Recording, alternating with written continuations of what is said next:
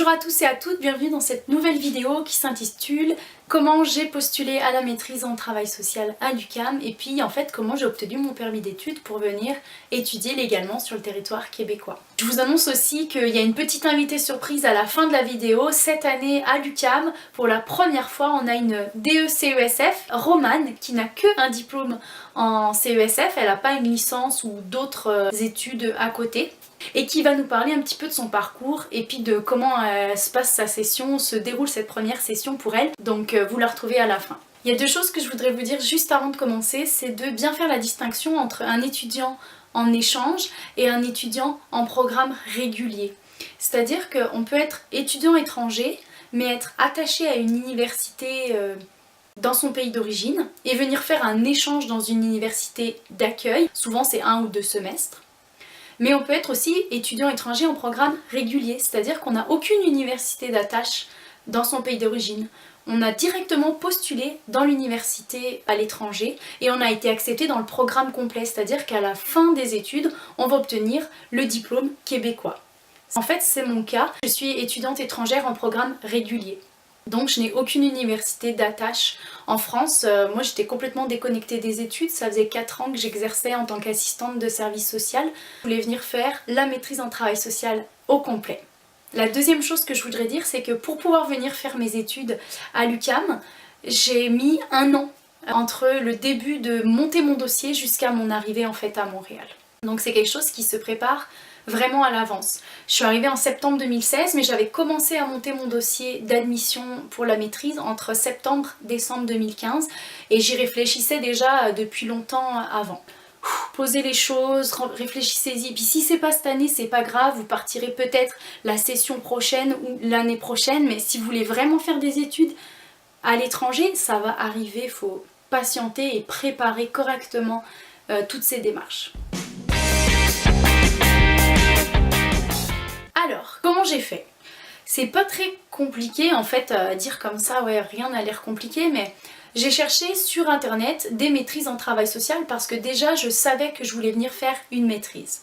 Et je suis tombée sur la maîtrise en travail social à l'UQAM. J'ai regardé les conditions et les critères pour postuler, pour être candidate à la maîtrise en travail social. Première chose que je vous dis, allez directement sur le site de lucam.ca, vous regardez exactement les critères, les méthodes et les conditions d'admission.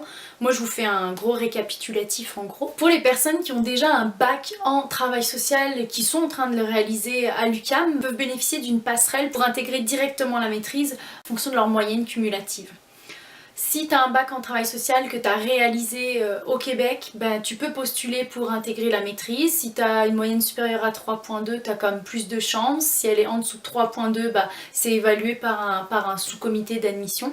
Si tu as un bac dans un domaine connexe au travail social, que tu as réalisé au Québec, psychologie, criminologie, psychoéducation, animation et recherche culturelle, tu peux demander à intégrer la maîtrise en fonction de ta moyenne et de ton expérience. Tu vas devoir peut-être réaliser une année préparatoire, une propédeutique on appelle ça, avec des cours d'appoint, des cours de mise à niveau et ou un stage pour intégrer la maîtrise en travail social ensuite.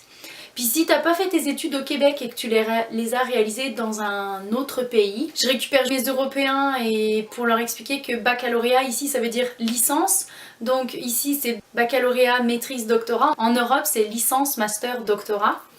Si t'as un niveau licence en Europe, en travail social, bah, tu peux aussi postuler à la maîtrise. Je trouve que c'est quand même assez ouvert. Tu verras en fonction de ce que l'école va te demander, soit de faire une propédeutique, soit des cours d'appoint et ou un stage, si tu peux intégrer la maîtrise directement ou non.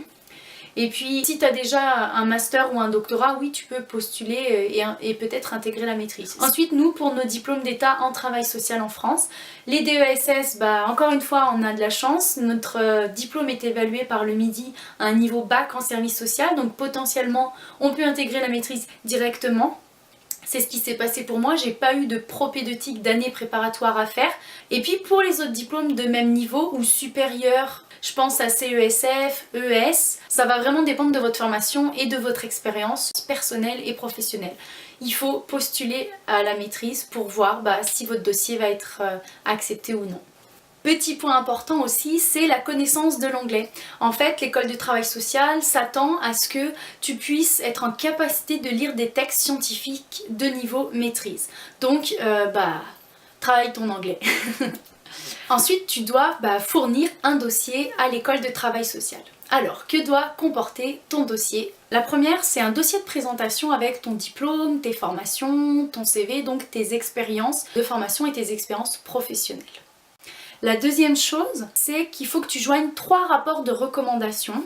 Ce que l'école de travail social recommande, c'est un rapport provenant d'un employeur, d'un professeur ou d'une professeure et un autre de ton choix. Moi, je me rappelle que j'avais écrit à 5 personnes, professeurs, employeurs et chefs et direction, pour avoir un maximum de rapports de recommandation parce que je ne savais pas en fait combien allait me revenir et j'avais une deadline pour postuler avant le 1er février. Donc j'en ai joint 3. La troisième chose, c'est un texte de 5 pages qui présente en fait ton projet d'études. C'est bien expliqué en fait ce qu'il faut mettre dans ton texte de 5 pages. Il y a 1, 2, 3, 4 points. Une brève présentation de ta trajectoire académique et professionnelle qui t'amène à venir postuler en fait à la maîtrise en travail social. Le deuxième, c'est le choix provisoire dans lequel tu voudrais t'insérer. Est-ce que tu viens à la maîtrise en travail social pour faire un mémoire de recherche ou est-ce que tu viens à la maîtrise en travail social pour faire un mémoire d'intervention? Je parle de mémoire d'intervention parce que le stage essai va évoluer en fait à l'UQAM. Ce que le l'UQAM précise, c'est que ton choix, que tu sois parti en recherche ou en intervention, pourra être modifié dans le début de ton cursus parce que au fil du temps, tu vas te rendre compte que peut-être ton sujet n'est pas faisable ou s'oriente plutôt vers de l'intervention alors que tu pensais être en recherche. Moi concrètement, je m'étais inscrite en stage essai, donc intervention. Mais je voulais étudier le travail social entre la France, le Québec et la Côte d'Ivoire. D'une, je me suis rendu compte que c'était trop gros ce que je m'imaginais. Je ne pouvais pas faire en fait un stage ou une intervention sur ce sujet-là. Et de deux, mon sujet s'est complètement affiné. On est rendu à France-Québec et les assistantes sociales. Et pas du tout le travail social entre la France, le Québec et la Côte d'Ivoire. Qui reste un sujet très intéressant, c'est sûr. C'est qu'une maîtrise. On n'est pas en doctorat et on n'a pas des financements illimités pour réaliser ces études. Ensuite, dans ton écrit de 5 pages, tu mettras une amorce de ta problématique, du sujet en fait que tu aurais choisi. Moi je me rappelle que j'avais fait lire et relire à mes collègues assistantes sociales, à mes amis, mon petit texte de 5 pages pour qu'il soit vraiment bien et puis qu'il soit cohérent parce qu'en 5 pages il faut que tu démontres tout ton parcours et en quoi ton sujet de recherche est pertinent et va correspondre en fait aux objectifs de la maîtrise en termes d'objectifs généraux et spécifiques. Donc ça c'est le dernier point qu'il faut inclure dans ton texte de 5 pages. Ensuite, le comité, donc comme je disais, va évaluer ton dossier et tu obtiendras une réponse sur ton acceptation ou non à la maîtrise. Moi, j'ai reçu une réponse positive le 1er avril par courrier et c'est là que continuent les démarches pour les étudiants étrangers. Alors pour les étudiants québécois et je pense canadiens, il n'y a plus grand chose à faire. Maintenant, il faut intégrer la maîtrise. Mais pour les étudiants étrangers, là, il y a toutes les démarches en matière d'immigration qu'il faut commencer. C'est-à-dire obtenir ton CAQ, ton certificat d'acceptation du Québec, et ton permis d'études du Canada. Je vous mets les liens sur la barre d'infos parce que c'est des choses très précises, il y a tout un dossier à monter. C'est comme s'il y avait 2 démarches à faire, une avec le Québec. Le Québec te dit oui ok elle peut postuler au Canada et le Canada c'est le permis d'études va te dire bah ok une fois que tu as donné tous tes documents, ok tu peux venir faire tes études au Québec.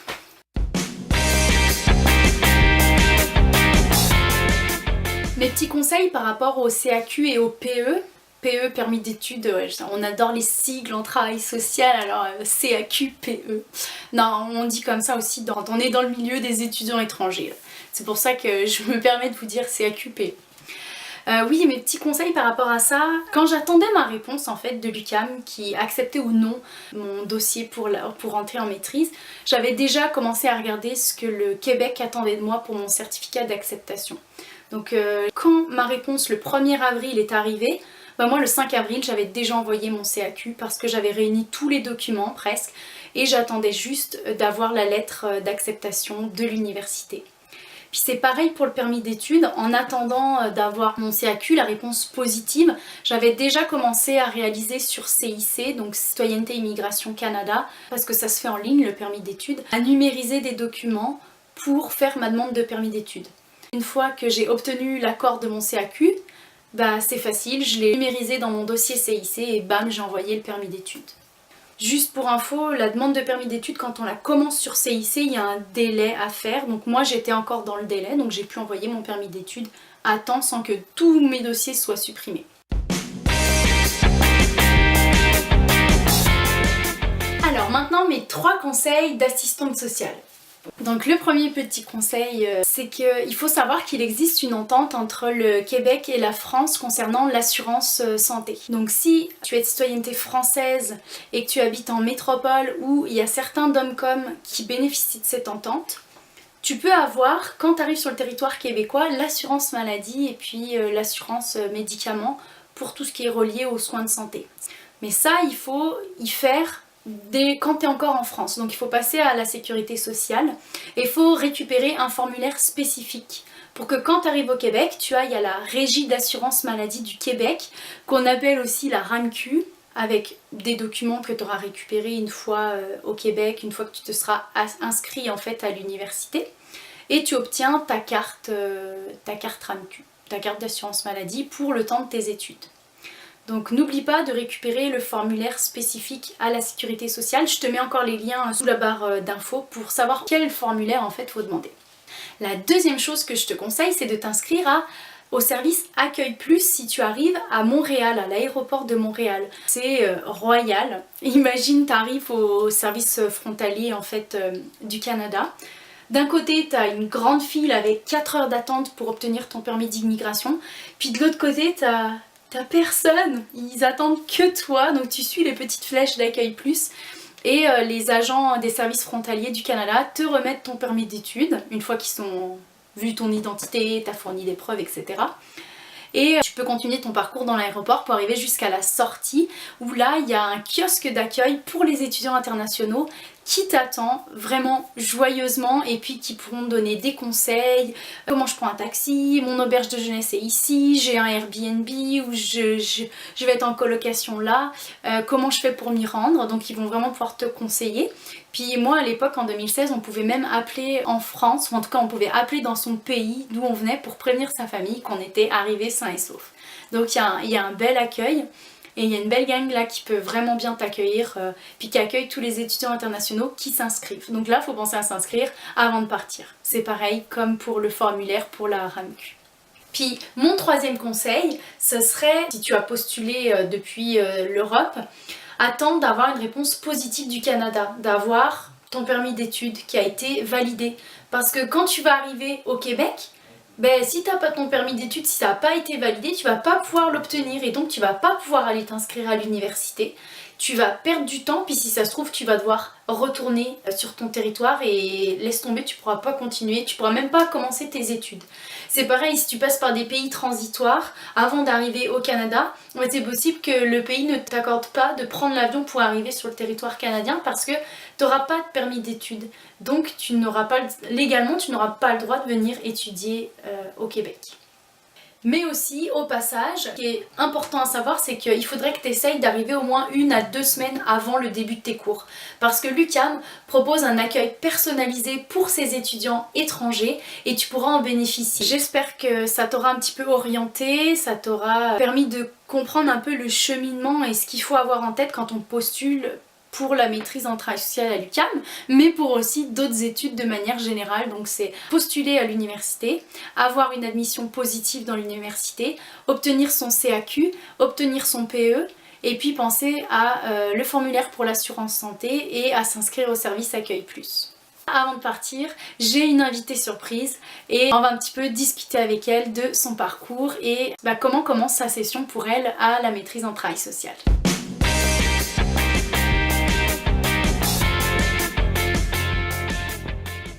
Alors on se retrouve avec Romane pour la suite de la vidéo. Je vais la laisser se présenter, notamment quel est ton diplôme, d'où tu viens, quelle est ton expérience professionnelle. Donc je m'appelle Romane Lucas, je viens de Normandie et j'ai commencé avec un BTS en économie sociale et familiale. Puis j'ai continué avec le diplôme d'état conseillère en économie sociale et familiale. À l'issue de ces 3 ans, qui ne sont pas reconnus comme 3 ans, j'ai eu une expérience professionnelle d'1 an dans un service médico-social auprès d'adultes en situation de handicap psychique. Et donc cette expérience professionnelle m'a permis d'économiser justement pour me permettre de partir au Canada. C'est aussi cette expérience professionnelle qui a été très enrichissante, que j'ai pu mettre en relation avec mon projet de recherche et donc qui a appuyé ma candidature. Ok, pour postuler, c'est-à-dire les 5 pages que tu devais écrire pour ta demande d'admission, tu as pu t'appuyer sur son expérience professionnelle. Est-ce que par exemple tu as postulé dans d'autres universités au Québec ? Oui, j'ai postulé à l'UDEM, l'université de Montréal, à l'UQAM et aussi à Laval. Donc la réponse que j'ai reçue à Laval, j'étais admise en propédeutique avant de faire ma maîtrise. Donc comme quoi c'est possible de poursuivre avec le diplôme CESF. Et on imagine aussi avec EduxP ou peut-être d'autres diplômes d'état en voilà. social. En plus, je vous invite à postuler auprès de l'université Laval également car ils sont très ouverts aux étudiants français. À l'UDEM, par contre, je n'ai pas été admise et ils considéraient que je n'avais même pas le niveau baccalauréat. Alors qu'à l'UQAM, j'ai été tout de suite admise en maîtrise et en propédeutique simultanément. Okay. Donc il y a vraiment des divergences et je pense qu'il faut essayer à plusieurs endroits. Pourquoi en fait tu as décidé d'entreprendre des études à la maîtrise et surtout pourquoi tu voulais les faire au Québec ? C'est vraiment un cheminement qui a pris plusieurs années. Au départ j'étais en stage et donc mon maître de stage parlait beaucoup du Canada, il prenait beaucoup en référence les pratiques canadiennes, notamment québécoises.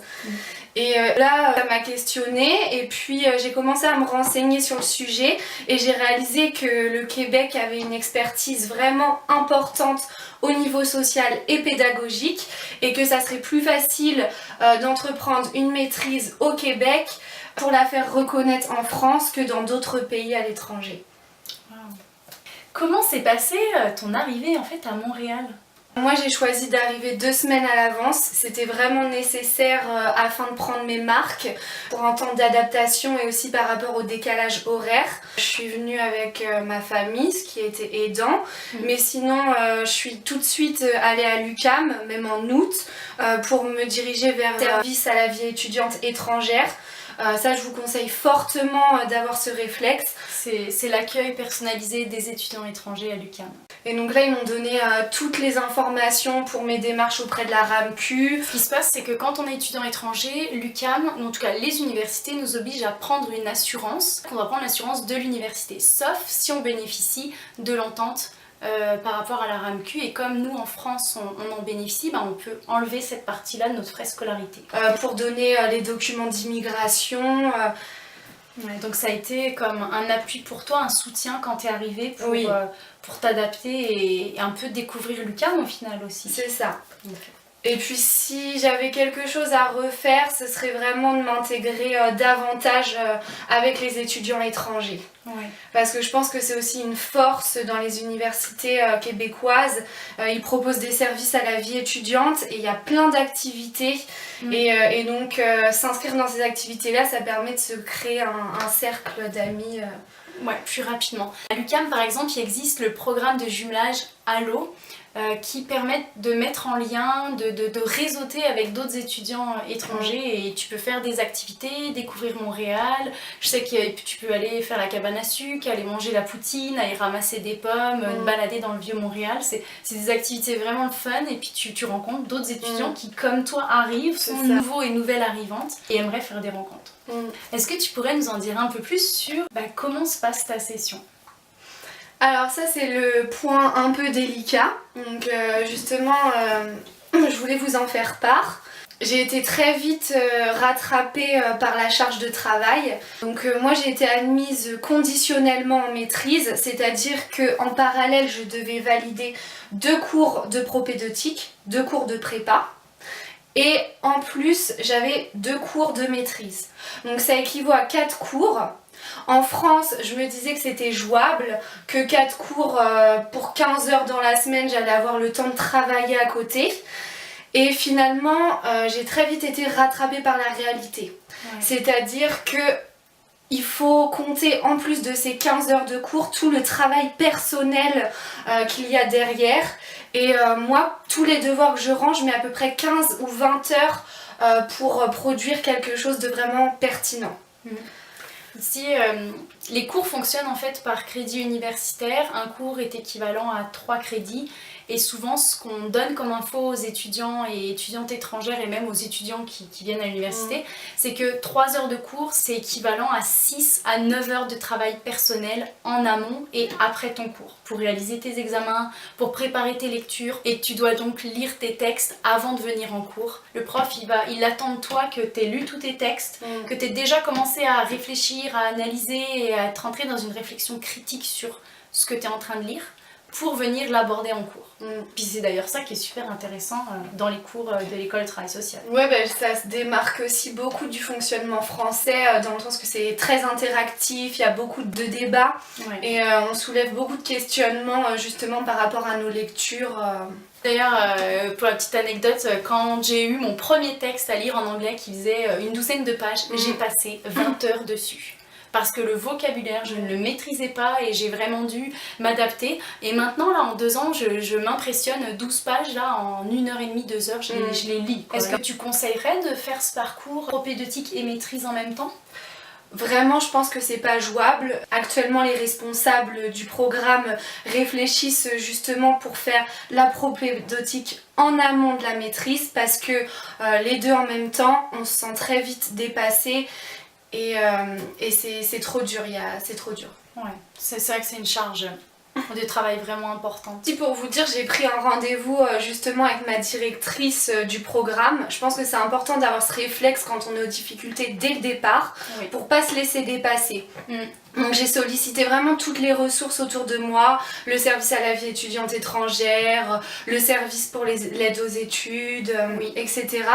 Et donc là, ce qu'on est en train de mettre en place, c'est un réaménagement des cours. Il faut savoir que c'est possible. C'est-à-dire que ma directrice partage cet avis que 4 cours, c'est trop. Moi aussi, je partage. Et donc là, on essaie de voir pour que je rende mes devoirs un peu plus tard, afin de ne pas compromettre mes résultats. Puis ta scolarité entre-temps, parce que je pense qu'il y a des personnes qui abandonnent des cours. Et malheureusement, comment ça se passe quand on est étudiant étranger et qu'on bénéficie d'un permis d'études, on est obligé d'être inscrit à temps plein. Et abandonner des cours, ça va prolonger tes études. Et ça pourrait compromettre en fait tout ton parcours d'immigration. Est-ce que tu as bénéficié de bourses pour pouvoir venir ? C'est souvent une question qui revient. Je te laisse répondre un peu à ça. Alors j'ai perdu beaucoup de temps en France justement à chercher des bourses. Il s'avère que, étant donné que je suis partie à titre d'étudiante individuelle, je n'ai pas pu bénéficier de bourses en France. Donc les bourses, je vais devoir les solliciter au Québec. Et pour cela, il faut que j'attende de faire mes preuves, c'est-à-dire d'avoir déjà des résultats scolaires. Donc de faire 1 ou 2 trimestres minimum. Par contre, si vous partez en tant qu'étudiant en échange, là vous pouvez solliciter des bourses en France, mais c'est vraiment différent. Si on part à titre individuel, les bourses on les sollicite sur place au Canada. Et puis ici, on va pas se le cacher, c'est très méritocratique là, donc c'est des bourses d'excellence, c'est des bourses de mérite, donc il faut travailler comme des fous, avoir des bonnes notes, s'impliquer dans l'université, s'impliquer dans des réseaux, dans du bénévolat, et ça donne des appuis pour postuler aux bourses. J'aurais juste une chose à rajouter, c'est que pour ma part, si j'avais pas travaillé avant, ça aurait pu compromettre la poursuite de mes études au Canada, parce que là j'ai eu des économies, donc actuellement ça me permet de ne pas travailler en plus de mes études, donc je peux me consacrer entièrement à mes études, surtout le premier trimestre, et je pense que c'est très important parce que ça nous demande beaucoup d'efforts d'adaptation, et donc travailler à côté avec les études le premier trimestre, je pense que c'est pas jouable. En ce qui concerne les frais de scolarité, alors c'est très avantageux, il faut savoir qu'entre la France et le Québec on a un accord signataire, et donc on paye les mêmes frais de scolarité que les Québécois au 2e et au 3e cycle, et en premier cycle, en baccalauréat, on paye le même prix que les Canadiens. Donc dans tous les cas, on paye moins que les étudiants internationaux. Il faut savoir qu'il n'y a pas que la France qui bénéficie de cet accord, il faut vous renseigner. Pour terminer, la petite question curieuse, quel est ton sujet de recherche? Vers quoi tu orientes ton mémoire à la maîtrise en travail social? Alors justement, je me suis beaucoup inspirée de mon expérience professionnelle et puis de mes lectures. Et donc j'ai voulu axer sur l'expérience subjective de stigmatisation auprès des personnes souffrant de troubles psychotiques. Et donc de là, je vais vraiment utiliser une approche qui permet de dégager la subjectivité de chacun, la perception qu'ils ont de cette stigmatisation, comment ils la vivent, comment ils réagissent, qu'est-ce qu'ils en font. Ok. Bah, ça a l'air super intéressant, puis on a bien hâte que tu passes le projet de mémoire pour continuer cette recherche. Est-ce que tu aurais quelque chose d'autre que tu voudrais nous rajouter? Oui, je tiens à préciser que l'avantage aussi de faire une maîtrise, c'est pour accéder à l'ordre et donc d'avoir le statut de travailleur social et le salaire et la reconnaissance qui va avec. Et puis pouvoir exercer des activités réservées à ces professionnels. C'est ça. Voilà, donc on a terminé pour ce soir, oui parce qu'ici c'est le soir, on est rendu je ne sais pas quelle heure, et je voulais remercier Romane d'avoir participé à cette petite interview, donc ma première invitée surprise pour les vidéos. On va se retrouver avec d'autres vidéos qui seront sur le système scolaire au Québec et les différents programmes en travail social qui existent au niveau collégial et au niveau de l'université au Québec. Donc ça sera dans une prochaine vidéo avec une nouvelle invitée surprise. Voilà, donc merci Romane et puis bonne continuation pour la maîtrise. On va se recroiser maintenant, on est collègues de maîtrise en travail social. Voilà. Merci à vous, c'était un plaisir. Bye. Voilà, Romane nous a quittés. Sachez que oui, il y a d'autres étudiants français et d'autres pays qui sont à l'UQAM à la maîtrise en travail social. Et donc Romane, c'était notre première conseillère en économie sociale et familiale qui intégrait la maîtrise à l'UQAM, donc félicitations Romane. Voilà, alors si tu as des questions, n'hésite pas à les poser dans la barre d'infos. Bonne soirée à tout le monde, bye.